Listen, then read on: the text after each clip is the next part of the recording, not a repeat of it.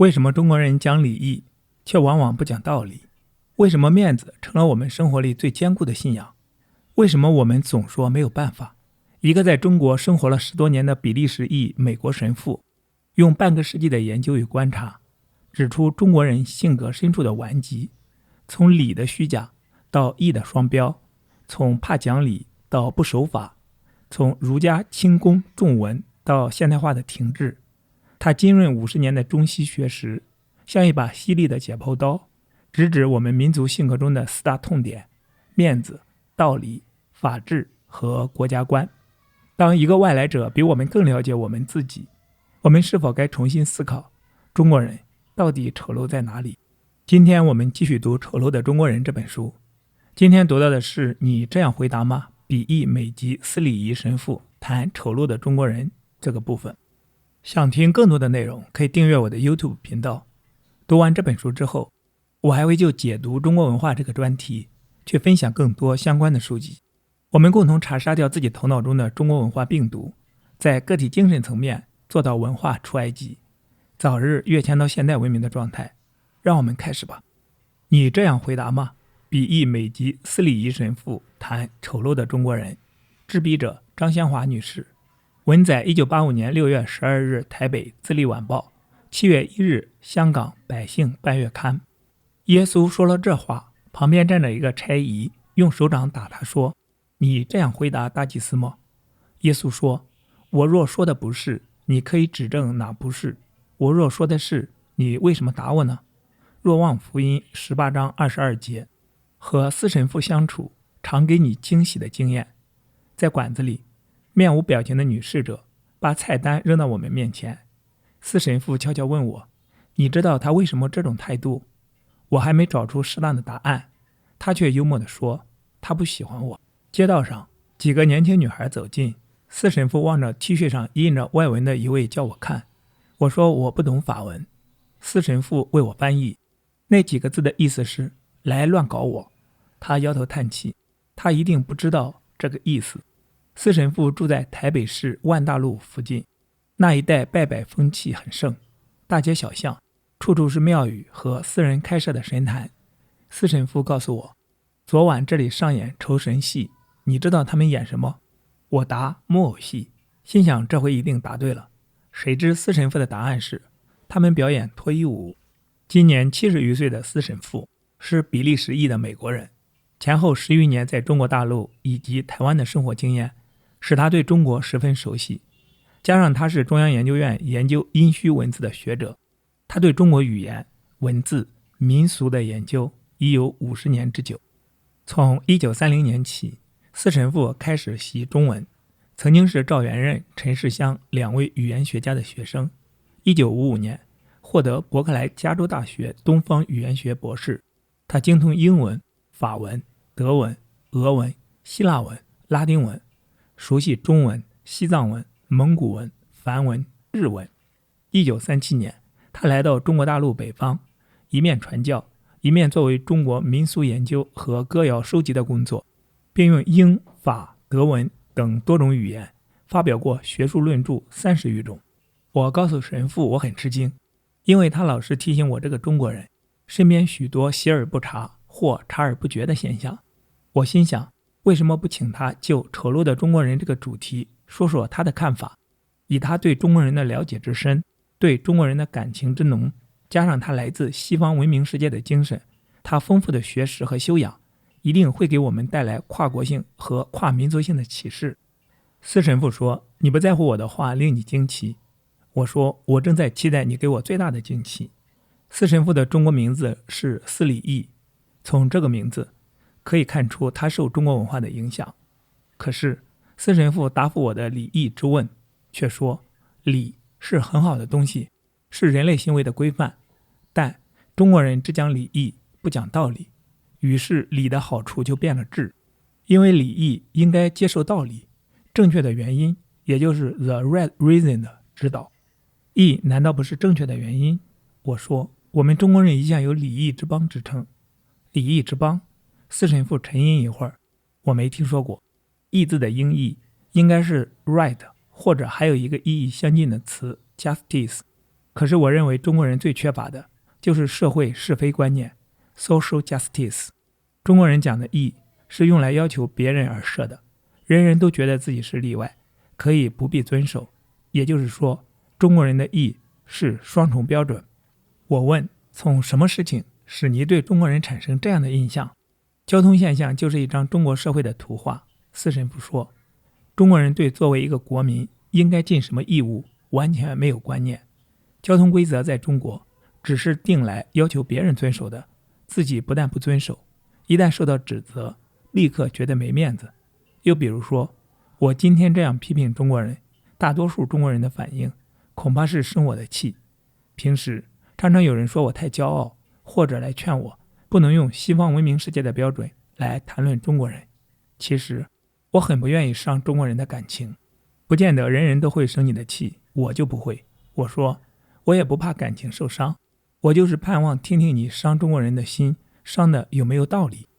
四神父举一个例子，有一次在一项学术会议讨论过程中，四神父提出与某位中国学者不同的意见，对方从头到尾都不理不睬，甚至从一开始，这位学者听到四神父有不同的意见就非常不高兴，立刻面露愠色，拒绝和他讨论。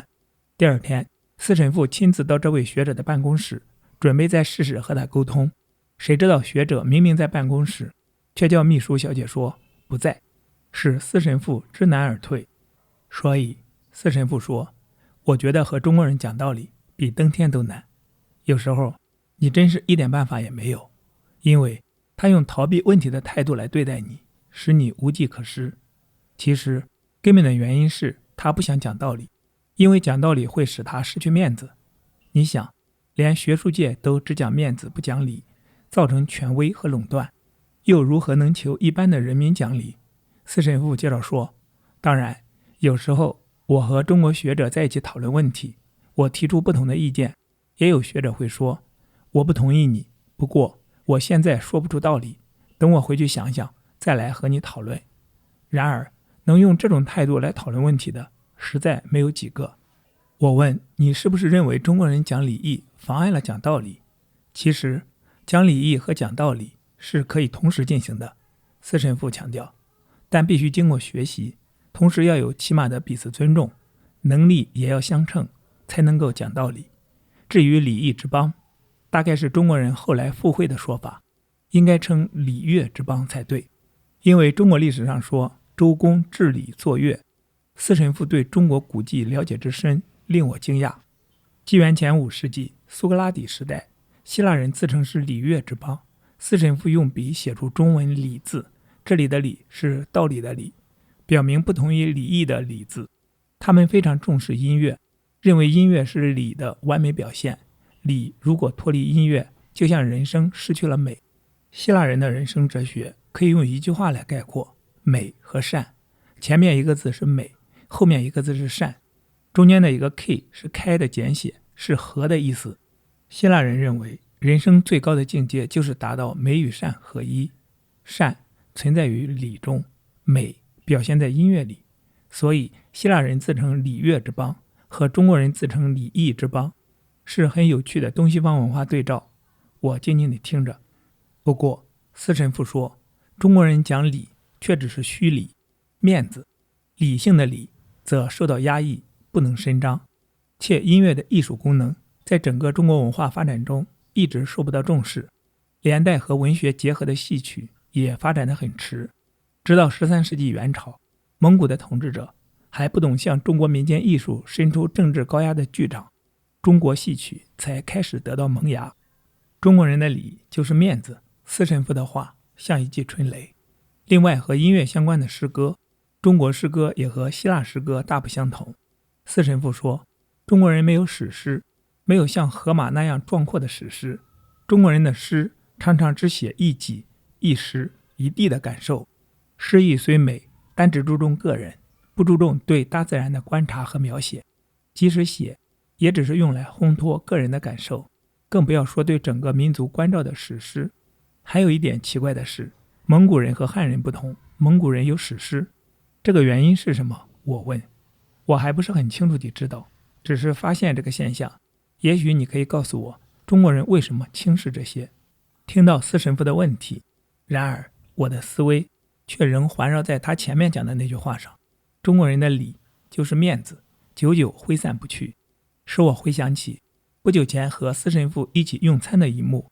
台北市中山北路2段有一家装潢十分高雅考究，取个洋名叫 Royal， 中文译作老爷的餐厅，3楼的明宫厅供应中国菜。我们去的那天生意非常好，等了一会儿，终于等到一张刚空出来的桌子。司神父和我坐定后，女侍者把前面客人吃剩的菜肴撤去，就在染了一滩酱油污渍的白桌布上加铺一小块橘红色方巾，立刻摆上我们的碗筷。他的动作娴熟而自然。司神父等女侍者走开后，指着露出酱油污渍的白桌布说：“你看，这就是面子，加上一块小红巾就有了面子，下面是什么，肮脏不肮脏就不需要计较了。”平时常听到有人说，这是太不给面子了，不给面子就是存心跟我过不去嘛，赏脸的话请这样做真是够有面子。这类话在我们日常生活中岂不比比皆是？在一张张面子之下，我们中国人是不是忽略了里子？我们的生活中，类似老爷餐厅高贵的金碧辉煌之下，掩盖着多少酱油污渍，又有多少人注意到？神游到这里，才想起我无法回答司神父的问话，于是我问：你是语言学家，从语言上，中国人的思考方式和西方人有什么不同？中国人的语言和其他国家的语言并没有不同。司神父简洁地说，中国人常常喜欢自负地说中国语言是独一无二的，这个态度和世界上许多国家的人的态度一样，其实这是肤浅幼稚的说法。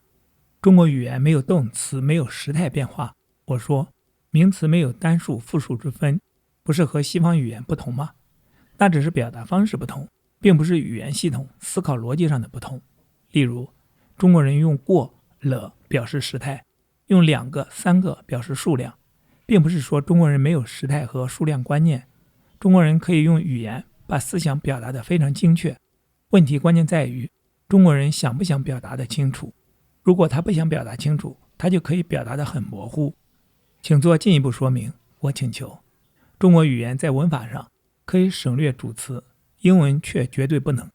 因此，你如果存心想讲不清楚，也可以用语言使别人误会。司神父说，中国人在语言上并不特殊。我认为真正特殊的是中国的文学，那里面有中国人特有的精神。可是，现在研究自己文学的中国人，偏偏拿中国的文学来和西方文学并论比较，用西方人研究文学的方法来做比较文学，用这个方法研究中国文学是行不通的。你的意思是说，语言只是传达观念的工具，观念差异，言语就有差异，是吗？我问。司神父同意的点点头。你认为是什么样的观念对中国人的生活形态影响最大？我接着问。司神父直截了当针对我所盼望听到的主题说，我认为造成中国社会落后有一个原因，是来自中国人受儒家思想的影响太大。孟子说，劳心者治人，劳力者治与人，治与人者食人，治人者食与人。这句话支配了中国知识分子的思想和行为，使中国人的知识无法实验，知识和技术无法运用在日常生活上。而西方的学者往往是手拿钉锤斧头的人。在西风东渐之前，中国学者是不拿工具，不在实验室中做工的。西方的知识技术却在实践的过程中获得不断的修正和突破。而中国人纵有聪明的思考力，精于算术，很早能发明火药、罗盘、弓箭，却没有办法推动科技发展机械文明。因为在儒家思想影响之下，高级知识分子的领导阶层轻视用手做工，机器的发明与运用只限于末流的平民阶段，大大地阻碍了知识的发展。我承认这是中国士大夫阶层的特征，身居领导地位的知识分子高高在上，和大众生活脱节，知识的断层使中国人思考与行为分家，严重地妨碍中国社会的进步。司神父提起一位已故的中国考古学家李济先生，他说，其实以上这个见解是李先生说的，我只是同意他的意见而已。李济先生当年在河南安阳亲自参与挖掘谷物出土，结果被人误当作干活的粗人的经验，使他说了上面一段话。而司神父在山西大同一带做民俗歌谣语言的研究工作时，有一位乞丐带着他深入民间，到处寻访。他曾经用1个制钱换1句俚语的方法，向周围他4周的中国孩子交换俚语，而当地的人对他这种行径视作怪诞，甚至把他当作一个疯子。所以司神父觉得中国人的学问完全被儒家士大夫的传统观念架空。另外，阻碍中国变成一个现代化国家的原因是缺乏法治和民主的观念。司神父继续他的话，中国的法律从很早开始有唐律、宋律、明律、清律，但基本观念只有一种，就是犯罪法，也就是人触犯了法律应接受什么样的刑罚。而罗马法基本上有2，一个方面是公民法，让人民知道天生下来自己有什么权利，另一方面才是犯罪法，让人民知道触犯了刑案该受什么处罚。这2者相辅相成，既保护自己也保护他人，所以人民对法律产生重视和遵守的心理。反观中国，在西化之前，人民对自己的权利毫无概念，甚至连一己的性命都认为是君王所赐，更不要说其他。传统中国社会中，权势假道德之名行使统治，领导阶层称为民之父母，人民只知道服从权威，完全没有现代法治的观念，这基本上是很大的错误。在这种单轨法律统治之下，中国人不知道法律是可以保护自己的规则，所以对法律只有产生畏惧、逃避，甚至枉法、违法，基本上是因为不知道尊重法律的缘故。司神父下了一句断语，在现代化的社会中，孔子那个时代以德化民的政治理论完全没有立足于地。停了一会儿，司神父看我保持沉默，他继续说，一个国家在上述那种单规法律治理下5000年之久，不是1代2代就能改变，因为人民一下子还不能去掉根深蒂固的思想，所以也不能怪人民，这实在是历史文化累积的结果。比如今天的中国人仍然对民主毫无概念，我们已经有了选举和立法机构，我说世界上没有一个一党专政的国家是民主国家，所以虽然有选举和立法机构等民主的外形，却没有实质。司神父说，民主是现代化国家的生活方式，人民必须知道怎么样做一个国民，受了苦要知道怎么样去奋斗争取，不是只坐着等政府来改善。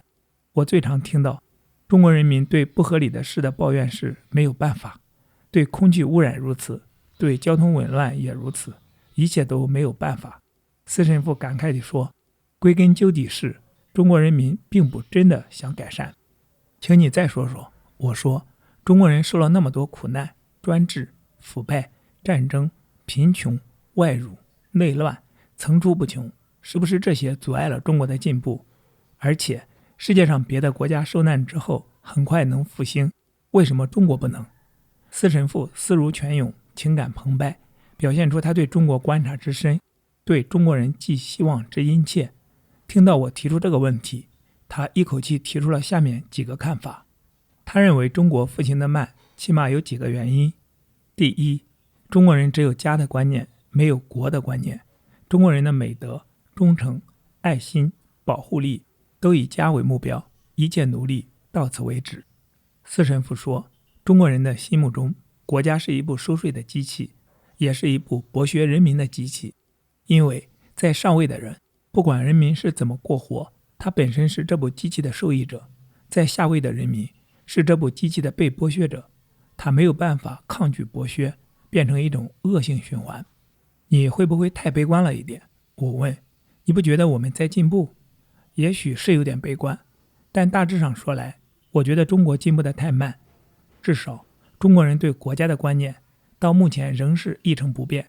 司神父心情沉重，说中国有些在上层领导的人物本身是个好人，可是他们就是不懂别人是怎么活的，这种上下层人物不能沟通是很可悲的。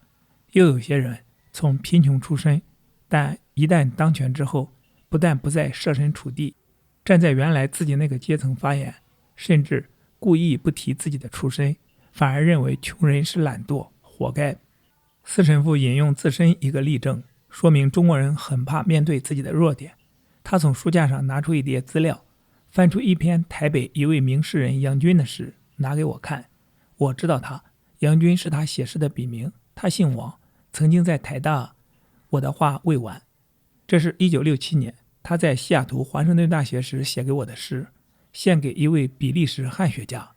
因为他当时需要一份教职，要我介绍他到华盛顿大学任教。本来他对我很尊敬，也很感激，但有一回他在课堂上讲授诗歌，他的学生对他的讲法有疑问，转来请教我，而我的讲法和他有所抵触，从此他就不再理我了。这次在我来台湾之前，曾写信给这位先我回台任教的诗人杨军，他竟不回我的信，那么使我觉得他以前的献诗是一种伪造的作品。司神父一面说，一边摸索着杨军写给他的诗。我接过来，看到诗句中说，你看到每棵树都在长大、繁荣、枯萎，而且互相支持着、护卫着。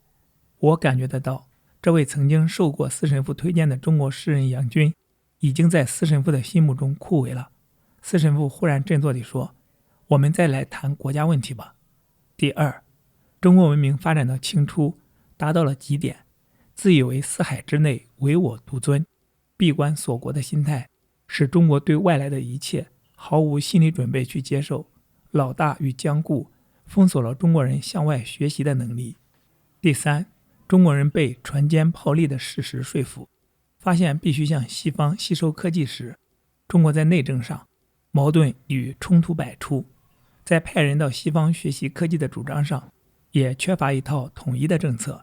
和日本比较，日本可就有计划的多，他们一旦认定这是生存之道，马上选派最好的人才到西方去深造。我亲眼看到那时被派到比利时的中国留学生，司神父说，有些资质不好，通不过考试，被学校淘汰，却从此居留下来。中国政府没有想办法更换。日本则不然，日本在选派人才时十分严格甄选，一旦在外成绩不佳，马上另派人来替换，而且学成之后一定要回国建设。中国的留学教育就缺乏这样一套有效的办法。第四，中国民族性不如以色列强悍，中国人一切听天由命惯了，以色列人则还击力很强，遇到苦难他们会挣扎，要对方付出代价。中国人是算了算了，一句话一笔勾销。第五，中国人不知道法治为何物，德国人则向来唯法是从，对纪律之重视举世无双。所以希特勒只是因缘际会，在优秀的日耳曼人身上建立自己的功勋，并不是他本身有多大能耐，而是人民训练有素。正因为这样，二次战败后的德国很快就找到自己复兴的轨道。中国人的没有办法与德国人的手法正好相反。从以上5点来看，中国人之所以复兴的慢，实在是有以治之。司神父结束了纵横的议论，久久无语。你知道吗？在沉默了一阵之后，司神父说，我是1937年到中国来的，在我来中国之前，很早就对中国有好感与好奇。我14岁时有一次读到利玛窦到中国的故事，种下了我日后到中国的种子。另外有件事使我对中国人困惑不解，更促成了我亲自到中国来的动机。司神父曾经读到一篇报道，赛珍珠在纽约应中国留学生邀请赴宴的文章。赛珍珠在宴席间当场宣布，他准备把中国古典小说《水浒传》翻译成英文，向西方人介绍中国文学。这时在纽约的中国留学生立即提出异议。